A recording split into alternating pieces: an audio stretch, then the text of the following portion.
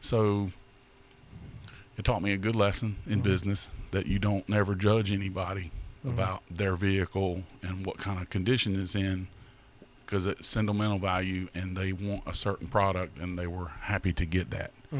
The part that ruins you is the collision side, when they come in with their deductible and the insurance company's going to rob them, the rental car people are robbing them, and they got to pay their deductible.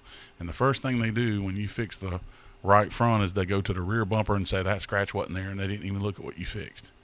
That ruins you. So I love working for people like Smitty.